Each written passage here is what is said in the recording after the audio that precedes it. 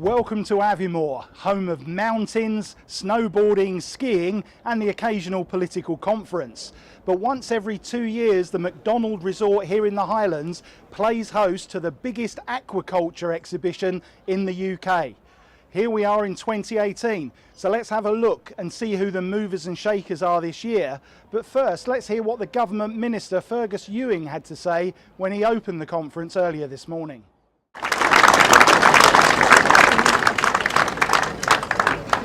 Salmon is one of the most delicious, nutritious and greenest of foods in the world. It's really come from virtually nothing just a few decades ago, now to be the food exporter that provides the greatest contribution to the economy.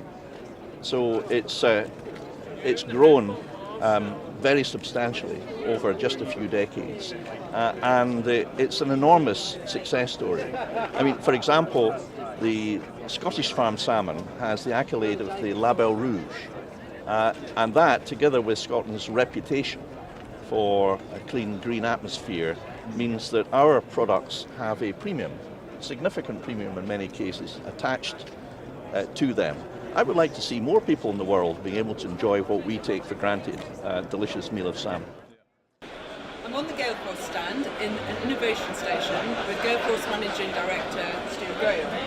Stuart, how's the show been for you so far? Yeah, so far we're feeling the show is excellent. We feel there's higher visitor numbers this year. The quality of the stands, we would hope our own and the competitor exhibits appear to be of a raised standard year on year. This is the 2018 show, so there's been 3 shows in this succession biannually held here in Aviemore, and each time we feel the show has gained positive momentum. So it feels really good. It's day one, but for us we feel really happy with it so far. And what products are you showing? Yeah, we're showing the whole range of products that we make at Galeforce, which is, is a fairly extensive range of products, but we have 3 new product launches this year.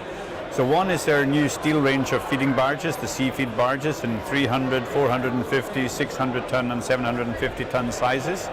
We're launching our new Sea Guard, which is a seal deterrent, acoustic deterrent system. That's been very well received by a few customers at the moment. And we're also launching our pellet detection software. We may well be first in the market with that as far as we're aware. So that's a software which uses the camera images underwater in pens to detect when pellets are coming into the field of vision of the camera, and from that can control a feed system, shut it down, indeed speed it up, or maintain the flow of feed as required. And can you explain the innovation station? So the idea behind the innovation station is when we get customers coming along who have some interesting ideas, we encourage them to come and sketch their ideas out on the walls of the innovation station. We've captured some amazing ideas so far, many of them coming from our side, but also we're testing these ideas out on customers. And it's early days, but I hope over the next couple of days we'll get lots of interesting ideas which we'll photograph and rub out and take home to think more about. And I would just like to say also on our stand we have a very interesting and very well received virtual reality tour of our new steel barges. So that's providing a lot of fun and entertainment for people, as well as a really interesting technical presentation. So I'm with Sam McDonald of Deep Treasure, who's come all the way from Canada to show us her. It's an ROV, exactly. They've been calling it an underwater drone, but it is really a remotely operated vehicle. It's meant for inspecting fish cages, moorings, watching the health of the fish, doing surveys of the bottom of the sea to manage benthic impact, things of that nature. We're here in Scotland, which is wonderful. The aquaculture industry here is very important. Of course, food security and financial security of the region is very important, and fish farming is helping to feed communities, also helping to feed families. And of course, it's not without its critics, our aquaculture, and maintaining sustainable aquaculture from an environmental standpoint is very, very important. And using ROVs to ensure that the nets and the moorings are in good shape will make sure that stock loss is kept to a minimum, as well as monitoring the impact of the seafloor and the surrounding areas, doing sampling of the bottom, water sampling. Those types of activities will make sure that the fish farms are acting in a sustainable and environmentally friendly way. It's been a great show so far. So we've always had Scotland in our sights. We are pretty much the de facto standard in Chile and have great penetration in Norway as well. And with the growing aquaculture industry in Scotland and the UK overall, we really want to get in on the ground floor, offer an affordable way for salmon farms and other fish farms to be doing their monitoring and make sure that their farms are healthy and sustainable for the long term. So I'm joined now by Graham Tate, who's the Managing Director of the Malin Group. And here's something you don't see every day, a workboat in a car park in the centre of Aviemore. The first thing to say, Graham, how the hell did you get it here? Yeah, well, that was a bit of a challenge. The vessel is road transportable, and that was part of the design spec. So there's elements of the ship that's removable, and we managed to get it onto a low load trailer and bring it up from Glasgow up to Aviemore, up the A9. We had a few challenges on the way, and we had a number of police escorts, so apologies for anyone on the A9 on Monday. It was a tough project to get it up here itself. Well, I think the one thing you can say is no one's going to miss your stand, are they? No, I don't think, certainly on a day like this anyway. It's been great, and it's a focal point for the show. So what's the story behind the workboat and indeed the story behind the company? So Malin Group, Malin Marine have been around for quite a few years in the marine industry, mainly in design and fabrication for marine projects. We have never done something like this before. This is our first design and build of a vessel like this, which we started on spec, and it does have a home to go to. So we hope to be able to do more of these vessels going forward, and that's one of the reasons why we brought it up to the show. So what are your main objectives from Aqua UK? What are you looking to get out of the exhibition? As a company, we've not really been a supplier into the aquaculture industry. So it's an industry that's doing quite well just now, and we have some skills within our organisation that can build vessels like this, which is quite applicable to the aquaculture industry. So this ship, once she's launched onto the Clyde, she'll be heading up for the Shetland Islands. I'm joined now by John Williamson, who's the General Manager of Skretting. Now they occupy a unique place in the history of Fish Farmer, as they were in our original issue way back in 1977. John, you must have noticed a lot of changes in 40 years in the aquaculture. No, absolutely. Yeah. I mean, I haven't been in the industry for 40 years, but certainly in the last 25 years, there's been huge advances in nutrition, in the technology that we're using to produce salmon feeds and trout feeds that are used today, and also in terms of the technology for feeding fish, there's huge advances, and I'm sure these will continue in the next 40 years. So here I am with Marcus Sanctuary from Tom Morrow Tarpaulins. Well, you might have seen the old advert where Victor Kiam liked the company so much when he got his shaving razor that he bought it. Well, that's sort of what happened with Tom Morrow. Yep. Marcus, you were an employee of the company, and now you're the owner. How did that come about? Well, I started the company when I was 17. I was a kid, straight from school. Learned the trade in the workshop, and then a year and a half ago, our boss came up to us and offered us a chance to take over. And it's an opportunity you have to take. So you are one of the two co-owners, yep. And I believe we're about to be joined by the other. Come on stage, Gary Cunningham. So Gary, tell us a little bit more about how this takeover came about and what you're looking to do to develop Tom Morrow in the future. Well, it came about just by previous management running out their time.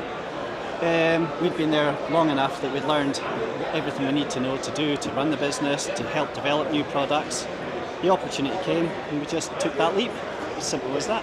And I presume you must have your own ideas on how to take things forward. What are you looking to do differently? Just, we know the products and we know how to improve them really. So, and being here today, we're learning as well. Because we've been in the workshop for so long, we didn't get to go out to the fish farms and speak to the customers. And now we're going out to speak to them to know what they want.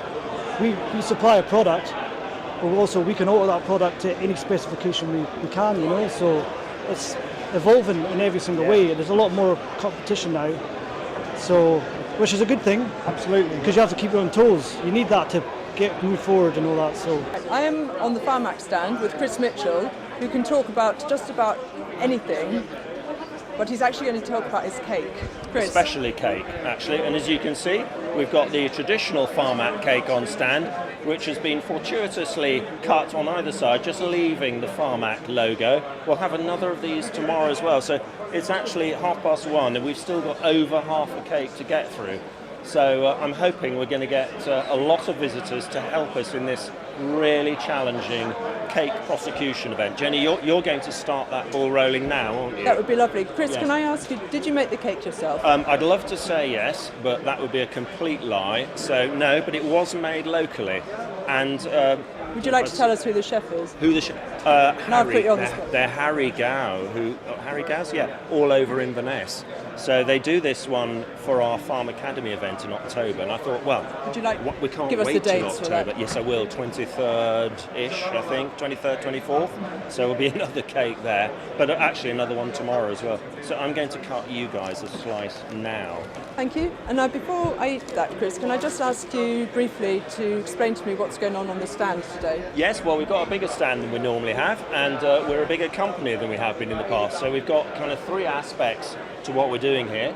We've got Pharmac Analytic in the orange zone at the far end. They are our diagnostic service company based in Bergen, and they're doing a lot of business in Scotland now with people needing diagnostic work and smolt vision, which they also run for smoltification. We've got original Pharmac in the middle, developer and supplier of vaccines to the industry. And finally behind me, I'm probably obscuring the picture, this is our newest acquisition, which is a vaccine machine manufacturer, Pharmac Fish Tech as they are now called. And you will have noticed, hopefully, that we've got a vaccination machine on the stand. So this is what Pharmac Fish Tech produce and are now beginning to sell in Scotland. It's a semi-automatic vaccination machine, very mobile. You can move it around from farm to farm, and in that respect it fills a nice niche for smaller hatcheries that can't have very large pieces of vaccination equipment, so it's a smaller one. And Chris, is this the machine we featured in the current edition of Fish It Farmer? absolutely is, and you'll have noticed outside that Highland Aqua team, who have got two of these machines, have very cleverly put them in the back of a truck and can drive around from site to site, spending a week on site vaccinating fish before moving on to the next one. Fantastic. So it's a new model and actually quite an innovative way of servicing smaller hatcheries that don't want a fixed piece of plant and equipment for vaccinating fish. Fantastic. Thank you very much, Chris. Good, that's great. I'm here with Nathan Pine-Carter from Ace Aquatech. Nathan has recently been awarded the Queen's Award for Innovation. Nathan, what does the award mean to you? Well, it's fantastic to receive a Queen's Award. We've spent a lot of time and effort working with different companies around Scotland to create innovative solutions to seal predation. We developed a range of different transducers, one that works on a lower frequency range to avoid targeting cetaceans. So this has been fantastic to be able to deploy this and have recognition. And we also developed a range of electric field systems, so an electric fish as well as an electric net. And that system has also proven very effective at creating condition avoidance responses in seals. So we're very excited to have received an award and would like obviously to thank all the people who deploy and use our systems around Scotland and the rest of the world. Fantastic. And when are you going to Buckingham Palace? This is on the 20th of June, I believe. So yes, I'll be donning a tie for that event. Hi, I'm on the Aqua stand talking to Tom Hattleskog from Egerson Net. Tom, how's the show going so far and what do you hope to get out of it? Really excellent. We definitely see that the exhibition has grown. So lots of more suppliers, but also lots of more customers that are here. And the big news is that we are here together with Aqua. We are not a separate stand, Egerson, but we are a part of the Aqua team now. So the advantage for us now is that we are able to supply the customers with a full total package. And the clients, they only have to rely on one partner. Yeah. It's very good timing. Wait till I get this on. Do you know what this does, Angus? I have no idea. This teleports you actually into the cage with the fish. Okay, so I'm on the Aqualine stand with Benedict and Stig, and they have a virtual reality headset which teleports you inside the cage and shows you what the mooring system is looking like, and it means you can check your system without sending divers down, and it's also used as a training tool. So I'm now going to have a go diving down into the cage. Thank you. If you aim with a laser beam. Oh, I see, okay, all right, got you now. Right, so now I'm actually in the sea. And if you want to climb into the cage, you can... Now I'm in the cage. Yeah. Now I'm right underneath the ring. Yeah. And if you want to So I can unspec the underside of this. It's very strange because I just feel like I've been in the middle of the... Well, I have actually been inside the middle of a salmon cage for the first time. And I'm not wet. So now we actually see details of the sinky tube, how it's fastened. Very difficult to see this without diving down. So this shows how you can use this equipment to have a safe installation. This is a way to show how you can mount extra equipment. Also, for example, we have questions of how is the mooring system put up? How is the bridles working? Here you can see the chains going down all the way out to the connecting plate. And Bendik has a map so he can transport himself very fast out to the connecting plate. You see all the bridles coming in and also the mooring lines to the anchors and the buoy on top. This is the buoy you normally see when you see a site. This is the Steinsvik Nova 600-ton feed barge. We can walk around on the deck, walk around on the barge looking at different components. This is the way you can use this equipment both on the barges, Steinvik equipment and the Aqualine equipment.